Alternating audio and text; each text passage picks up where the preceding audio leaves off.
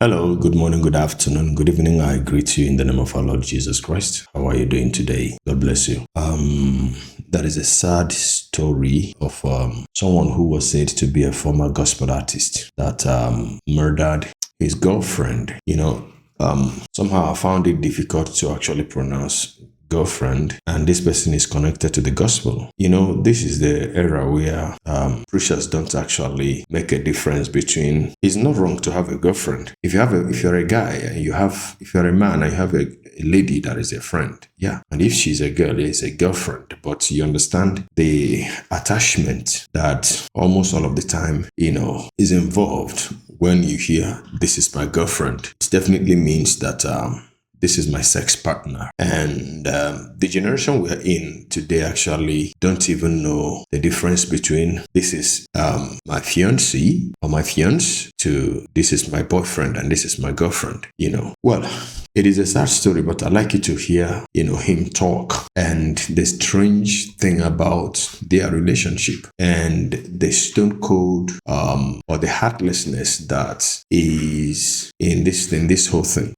Let me not bore you with so much story. I would like you to hear him as he was interviewed in a police station. God bless you.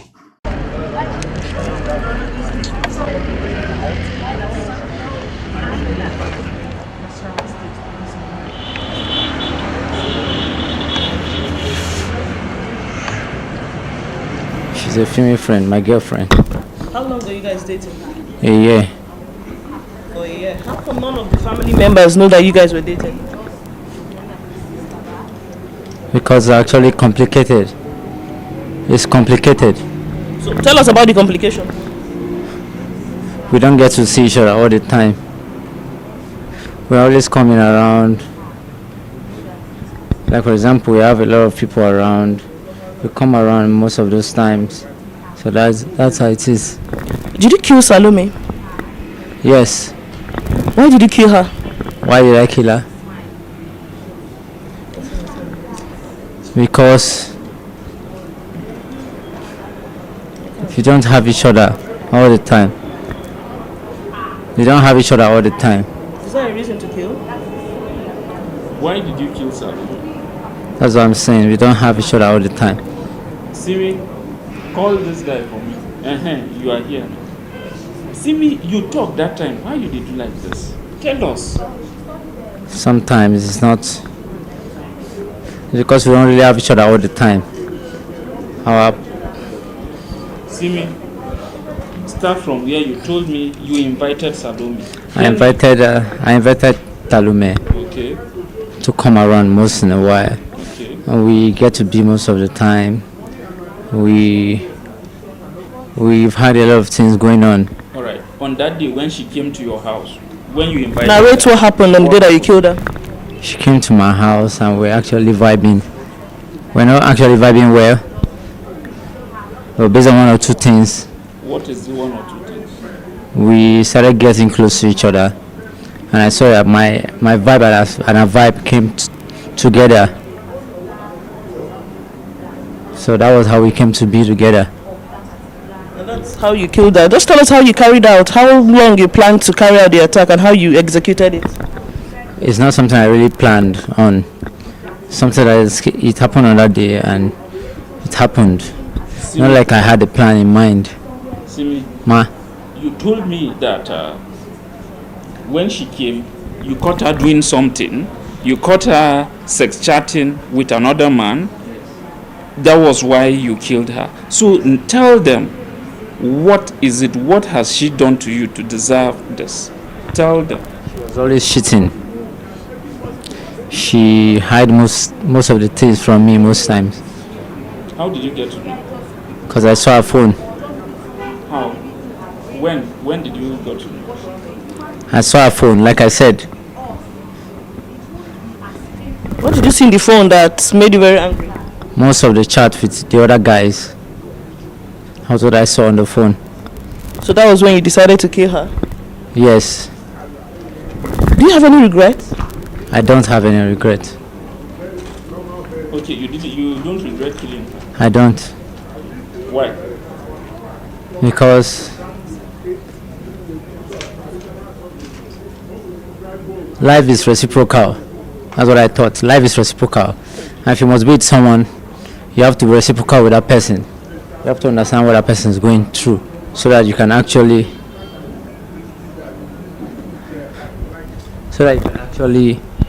put yourself in the position that kind of person is going through. So that was why I didn't have any regret, because we were actually compatible. So that was why. So, Mr. Timmy, please narrate how it happened, what you saw that made you kill, and how you did it. What happened on that day? What happened on that day was very simple. I caught her cheating on me, and so I brought it to her awareness that she was cheating. She refused. She didn't want to accept until I showed her the chat and showed her what she did before she admitted and told me she was sorry. It's never going to happen again. That was what happened. So afterwards, you now asked her to go into the bathroom. What happened? After that, I told her to go into the bathroom. She went to the bathroom and started some things. Immediately started those things, I couldn't take it lightly. I had to go into the room of where I can get some certain things that will happen. So I took the knife from the restroom and went into her. Immediately she was lying her hand down. I held her neck and I did what I had to do, and that was it. When she died, what happened? When she died, nothing really happened. You went and took the cutlass, then what? I only took some parts of the knife, and that was it. That was what happened. So how were you caught? I wasn't caught. I surrendered myself. It's not true. How? You were caught trying to dispose? I surrendered myself. I didn't want anybody to catch me. I would have done that. It's very simple. It's not true. It's simple, to be honest. Simi said he surrendered himself. Are you ready to face the wrath of the law? It's not a big thing to pay. It's not a big thing to pay. It's not a big thing to pay. So tell us, where are you from? I'm from Kogi State.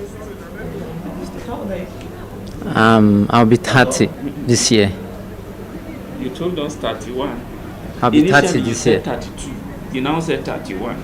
I'll be 30 this year, this October. And you say you have no regrets? I have no regret.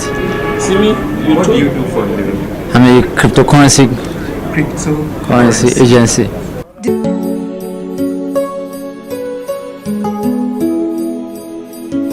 You are welcome to the End Time Truth Television, the channel for the lovers of truth, for the truth of the end time. So if you are a lover of truth, give us a subscription and God bless you.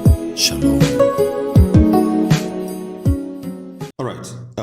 I'm sure that you are thinking what I thought of when I heard him speak the way he spoke. I was thinking whether he was actually all right, whether he was mentally stable. But I don't know. The other part of me is telling me that was a premeditated thing, even though he said he didn't plan to do it. But for him to say he has no regrets, it shows that, this is a person that made up his mind, I'm going to do this thing. I know the implications, so I don't care. Now, but then I really don't understand why anybody should choose to do this to a person. I've always asked the question, why should a man fight for a woman? Now, the love of a woman, is her right to give and to take. Now, if you find out that the person you are in a relationship with is not even straightforward with you, now it is enough reason for you to go your way, no matter how much emotionally attached you are to this person. Now, if she doesn't give you her heart, she won't give you her heart.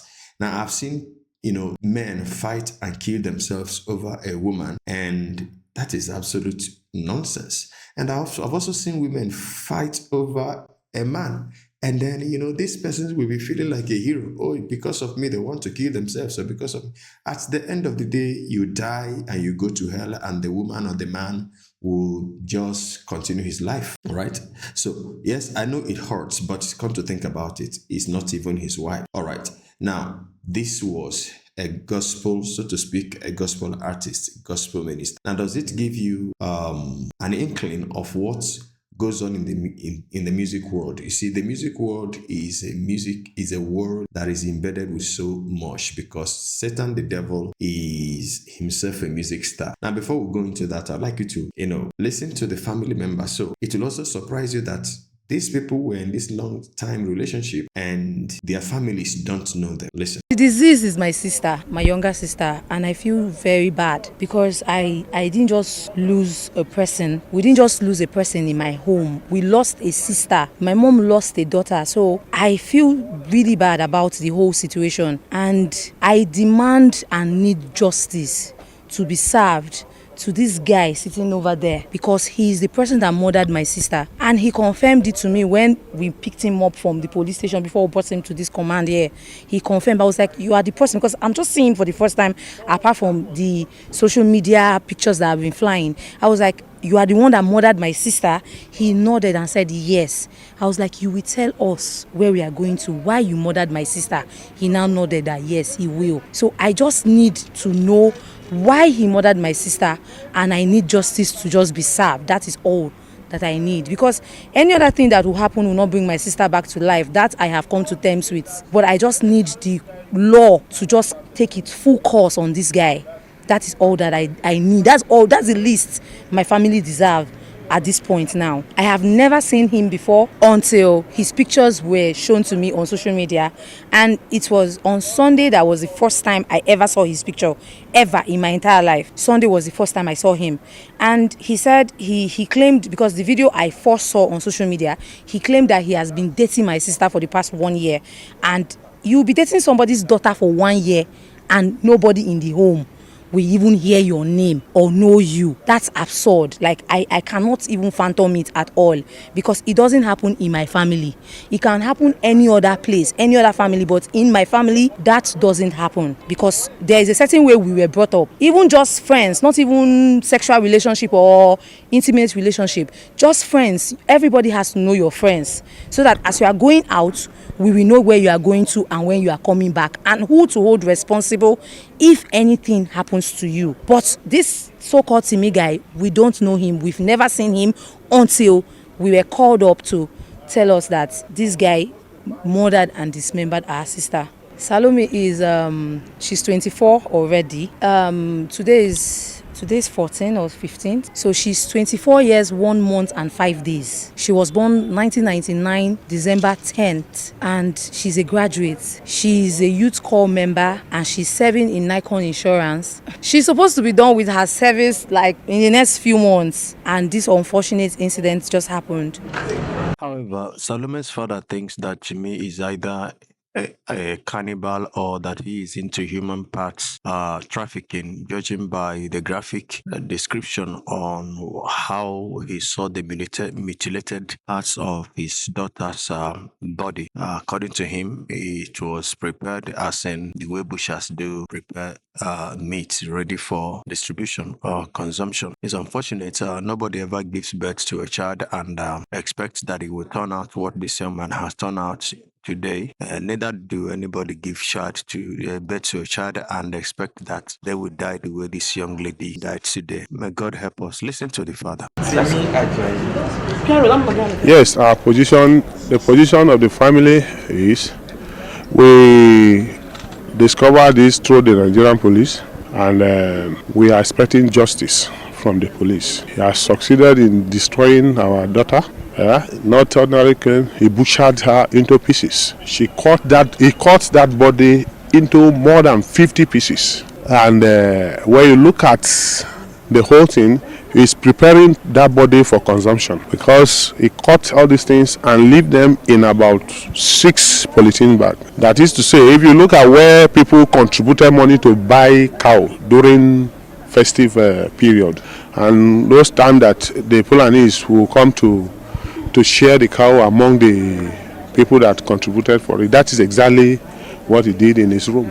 And when we went to his room, we discovered that this is not the first thing he's doing. This is not the first time he's doing this thing. He's a professional in this. He has a place in his room. All those kind of knife, he has them there that he used to cut and arrange. Yeah, there is a big basin there that he cuts and put inside. And in short, there are a lot of evidence that this is not even the first person he has destroyed there. And in this area there, he's known to be a fraudster. He has deceived many churches to collect their money and run away. They call him a gospel musician, but on the network I discover he's a fraudster. He has duped many people, committed a lot of crime before he landed himself in this business that he's doing now. I am suspecting him to be a human part trafficker, because the way he prepared those bodies is not meant for any other thing. It's meant for consumption. He cleaned it up for consumption. So in a nutshell, what I was saying is that someone who was, I don't know when he stopped being a music artist. I mean, the gospel music person that he was. I don't know how long. I didn't bother checking, because the story is sad, a sad story enough, and I'm not here to talk about his background. So what could have happened? Now, it is very important we understand that anybody can be taken over by the devil. So that is why Jesus said that, our Lord Jesus said that when a spirit is cast out of a place and he walks up and down, and that place is not occupied, the place is left unoccupied, but it is well garnished. When the spirit walks up and down and finds no resting place for its feet, it will come back, say, let me go and check my former house. Now, the devil is a patient, spirit, and very, very patient, and his age is on his side. No matter how old you are, you cannot be as old as a spirit. So the devil is a spirit, and age is on his side, and is wiser than you are. And so probably this person may have been a Christian sort of, so to speak, and ventured into this thing we call music ministry now, and maybe eventually, came out or was never even born again at all in the first place, because these days what we see today on the altar is, pulpits are something else. We see pastors that are not even Christians and they parade themselves as Christians. And that's why I started by saying that today, we don't even put a demarcation that this person, I'm engaged with this person to marry this person, and that this marriage, with this union, this relationship, this engagement does not give us license for sexual relationship until the marriage is contracted. It is no longer popular on the pulpit. What some pastors preach this day is not abstinence, but carefulness, right? So, but these guys are in a relationship and their family members don't know about. And so the woman, we can't hear her story anymore. The guy claimed was, cheating on him with other persons. And that was enough for him to take a soul that he himself could not create. All right. Now, so judging from the way he was speaking, somebody may mistake him for one that is mentally deranged, but I do not think he was. I do not think he was, because given his answers that if he had wanted to escape, it was easy for him to escape. So that he's mentally okay. But if somebody that has decided, instead another person will have you, I will kill you, and then whatever happens, let it happen. It is very sad. And this should give our sisters some sense now. Some women would leave their place, see a person on Facebook, travel to go and meet the person. A lot of women have died in this process. Now, how could you be in a relationship for 3 years and your family don't know the person you are relating with? If this guy had succeeded in killing her and then eloping, escaping and disappearing, she will be declared missing. Maybe one day her remains will be found, probably at a decomposing stage, and then it will just go like that. I don't understand. I don't know what is wrong with the generation we are in, that it seems we don't value things anymore. The things that are sacred are no longer sacred to us. We don't think well anymore. The way we think these days is so skewed that I cannot understand it. I can't understand it. And this may not even be the first time that this person may have been violent towards this lady. And if truly she was seeing other people, why continue? The person that has this ability to kill must have displayed his tendencies for violence, and she stayed. But anyway, it is a very sad thing, but I hope that girls will learn. I hope that women will learn this desperation to be in this kind of relationship. And many of us are in church. Many of us are even not just in church, but we operate on the altar. We come down from the bed of fornication and we go to sing in the church. When pastors do it, what then do you expect from members? Because the message is today is becoming that kind of message that once if you are poor, it means sin is in your life. So if this guy now probably he has money and then but has the mindset to kill and is giving money to his church, he will be deemed a righteous person. That is how degraded the church has become. May God give you understanding. It is so sad. I commiserate with the family, but it is such a painful experience to lose someone dear to you in this manner. For the family to become popular in this way, it is horrible. It is nothing anybody should desire. It is nothing anybody should even pray for or wish for anybody. Let's know what you think about it in the comment section. I'll be seeing you in the next video. Till then, from me to you, shalom.